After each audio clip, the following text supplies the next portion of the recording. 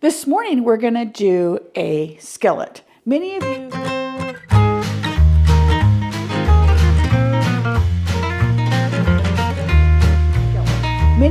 have seen those breakfast skillets at all the restaurants. I almost said stores, at all the restaurants.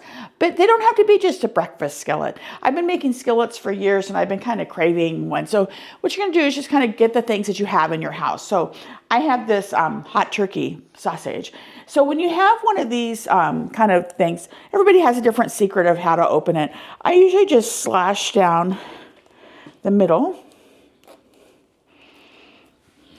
I want to use that cutting board for my stuff, so I don't want to get this dirty. And then you just fold this back and pop it out. You want to make sure and get the ends because that staple holds it otherwise. But see, right, it's super easy. It comes right out. With the same knife that you've cut that open with, you can just kind of cut it up a little bit. That'll help smash it a little bit in the oven. Okay, we want to get rid of this knife because it's got turkey on it, got raw meat. So then you're gonna go ahead and put it on your skillet. We got to get, our handy, some people call it a potato masher.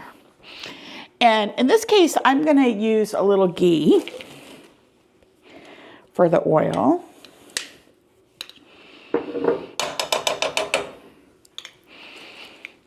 And which ghee is just clarified butter. So it's nice if you're doing a paleo diet. It keeps you on track, and it's going to add nice flavor as well. So I'm going to go ahead and season this. I'm going to let this kind of season. So you can season however you want. Remember, it's already spicy. So I'm just going to get onion, and garlic. Ooh, I'm going to have to buy some more onion pretty soon.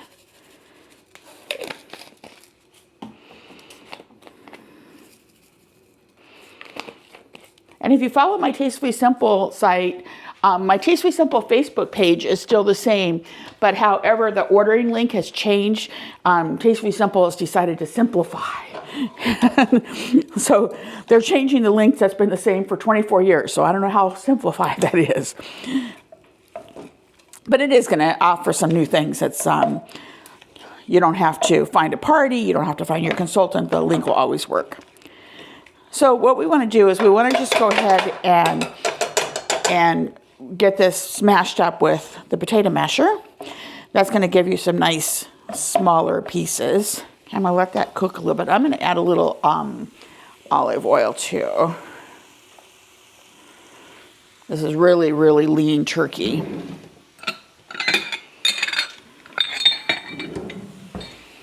Okay, we're going to let that cook a little bit. And then I just gathered some things out of my refrigerator. The one thing you need is baker. There's a baker. And so whenever you make baked potatoes, just make it some extra couple, 2 or 3. Depends on how much you guys like potatoes. Because you can always reheat them up and have them as baked potatoes. You can make smashed potatoes. Oh, we haven't done that video. We'll have to do a video on those smashed potatoes. And in this case, I'm just going to use it as a cube potato. So it's already baked. Okay. So just going to cut it up into the sizes that we like. You can do this for baked potatoes. I sliced up a couple nice potatoes the other day and gave to my mom for potato salad.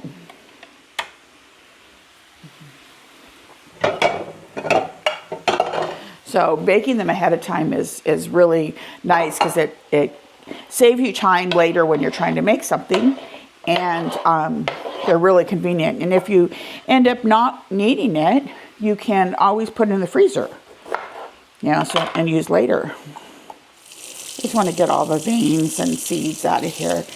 The veins in a bell pepper don't offer much flavoring or anything, not like in a jalapeno where it actually has the heat. A bell pepper really doesn't give much. Now, if you've used a meat that's fatty, you're going to want to drain it. It's one of the reasons I like to use turkey. Is this is going to have, it's not going to have all any. You can see there's not the only oil there is really the clarified butter and the olive oil that I've added. So we don't have to worry about draining it. Then I've got a tomato out of the garden. Now remember to hold your knife. You can get a smaller knife, of course, if you want, but you want to hold your knife so if you slip, it's not going to go through the tomato and cut your hand. And you just want to get that core out. So see how I got the core out. This is actually out of the garden. Has a little bit bigger spot on it. I'm going to cut this mostly to get that thick skin off.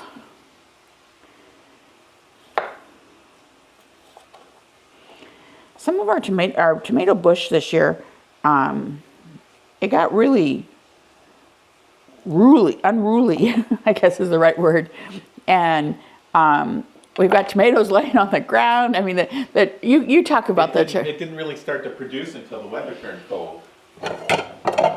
And it was about the time, because it was a summer tomato, so it would have been about the time you should have been pulling the summer tomato out. Right, and so it's producing really weird shaped tomatoes. But they're good. They have nice flavor. It's amazing. So you want to make sure that you have a sharp knife so you can get through your tomato skin. If your knife's dull, then cut from the inside of the tomato instead of the outside, so you don't tear it up, because otherwise that thick skin will you'll tear it when your knife tries to go through it. Also, if you have really dull knives, a serrated knife works actually better. And then I'm actually done with the masher, so I'm going to switch to a spatula. So this jalapeno came out of the garden as well. We've got beautiful jalapenos this year. And I don't know, some of them are hot, some of them aren't. So I'm just going to put in one. Do you think we need two? No, they've been pretty hot. Yeah. And if you do want to get the seeds out, which I like the temperature of the jalapeno, but I don't like the seeds. Okay, so take a spoon. You don't want to use your finger because one, you might have a cut underneath your fingernail that will really hurt if you get seed in it. But then you might accidentally touch your eyes or something. So just use a spoon. In this case, I want to keep as much as the membrane as possible. So I'm just going to be really careful about just getting the seeds, primarily getting the seeds. That jalapeno all of a sudden went down my windpipe. Okay, now since I've added the potatoes, I'm going to go ahead and add some seasoning, a little bit more seasoning to this. Some like it hot. They made a movie about that. I'm going to use the Nashville hot seasoning. I don't think I have any CC cilantro. And I'm going to primarily get it on the potatoes. So when you go to do your peppers, I always turn them the open side up. And I'm just going to start slicing them to make so there's almost Julietted or long spears. Okay, because then I can just gather them all up.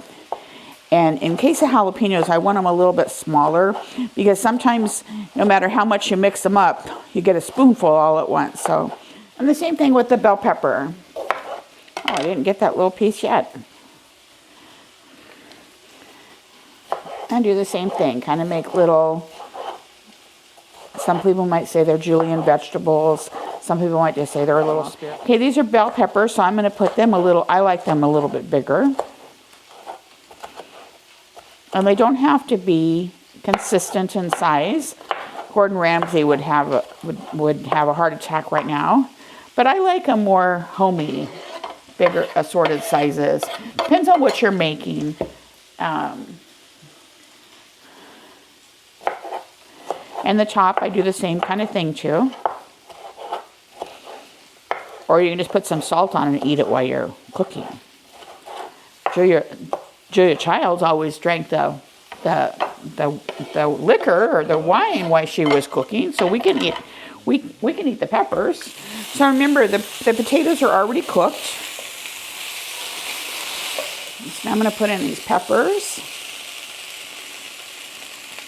So if you're going to serve this for breakfast, and we have a lot here, so we're going to have leftovers. So once this is all done, I'm going to just, if you're going to do it for breakfast and you want an egg on it, you can either set some aside so you can save the rest of this for your other meal and just scramble your egg in it, or you can do however you like your eggs, sunny side up, hard, over easy. You can put your egg on top of it. And if it was for lunch or dinner, you can serve it just like this. You can add cheese to it. We're going to add a little bit of cheese once it's a little bit closer to done here. And then I like my tomatoes actually cool, so I'm going to add my tomatoes last. But I am going to go ahead and add it, so in my leftovers, the tomatoes are going to be cooked. So I'm just going to sprinkle my cheese on top here.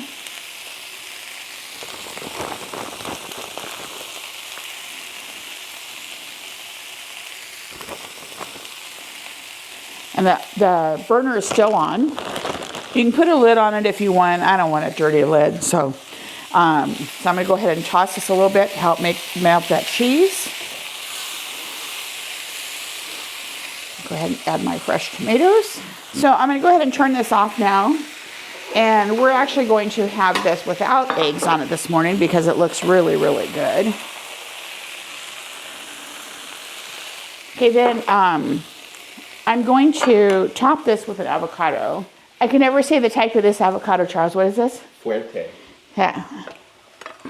So we planted both a Haas and a Fuerte. Fuerte. Fuerte. I don't know. I can never say it. It's one of those words I'll never say. Some people can't say Mississippi. And the reason, and we planted them, we live in a small tract home. I mean, it's not small, but it's a small yard. And we did some research with our local nursery. They told us how deep to dig and how wide to deep the hole, fill it up with water, and then time how long it drains for. Because if it drains too slowly, your avocado won't produce because it'll be too much water.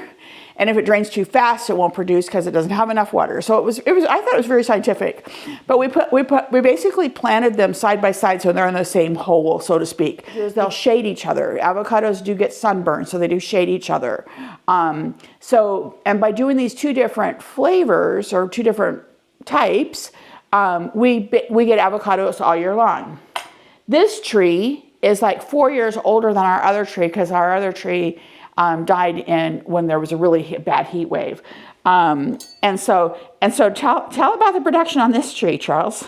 So this one didn't produce but a couple of avocados a year until this year it finally decided to take off, and it's really doing well. We've got, it's got a lot of avocados in it. Oh, this one's going to not come out nice. This leaves the shell behind or the skin behind. You can just, it's actually got a little tiny this is a root in there. Problem with Fuertes. This is the first one I've had this year like this. Oh, really? Yeah. Okay, so we're just going to toss that. Now, I've taught you the trick before about cutting through. These skins are super, super thin, so I should have probably used a table knife instead of this. This one's not quite ripe on one end. That's the problem I have with these. Yeah. Fuertes have a lot of problems that make the Haas more commercially viable. So you want to be careful not to cut through the skin. I'm actually going to leave this upper part because it's not quite ripe, and there's a little bit of a skin. The skin is very, very thin. This isn't the best avocado to show, but it's truth. Sometimes you get an avocado you think is ripe, and then you realize, oh, the tip's not ripe, or there's a bad spot in it, or whatever. Try and get something with it. All of the goodness in one bite.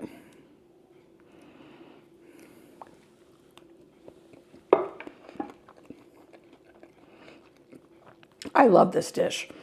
I used to make this dish at the racetrack all the time, and I had to make it for not only our crew, but everybody else, because everybody else came around to eat this. So remember to share. Thank you for sharing the Wonder About Us. Thank you for subscribing and liking us, and have a wonderful day, and enjoy this for breakfast, lunch, or dinner.